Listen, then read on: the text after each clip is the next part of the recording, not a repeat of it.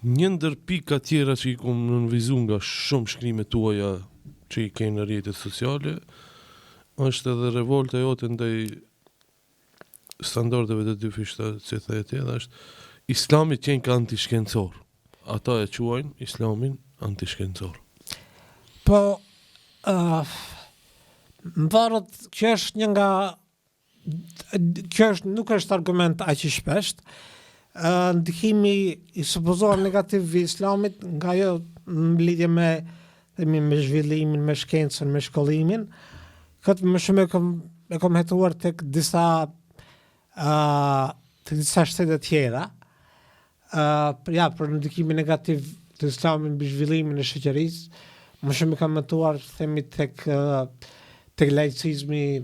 turk dhe më sa e kam vënë edhe tek ai tunizian. Tek shqiptarët kjo është argument dytësor, argument normal, argument kryesor është ndikimi negativ mbi kombin, por pjesërisht tek disa përmendet edhe kjo,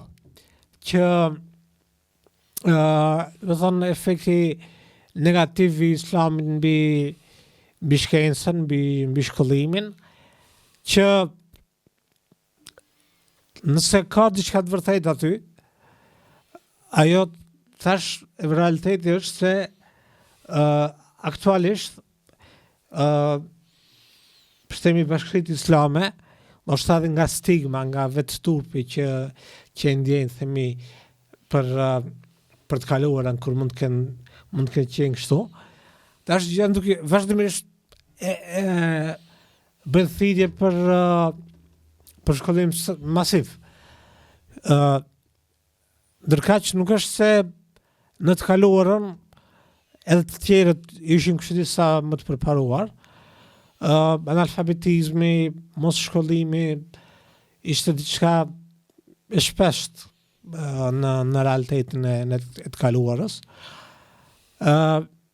Për ja, dhe nëse themi që një kohë të caktuar, kleri Islam ka pasur ndikim negativ në këtë aspekt, në të tashmen, ai ndikim më është të kaluar që moti, dhe tash ka shumë musliman praktikant dhe jo praktikant, që janë të apasionuar pas shkollimit,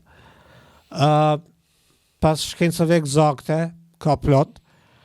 dhe është pikërisht e kundërta tash ajo që bëhet, duke u përpjekur të bëhen më katolik se papa, në ndonjë vend dikujt i ndalohet të ndjek shkollimin për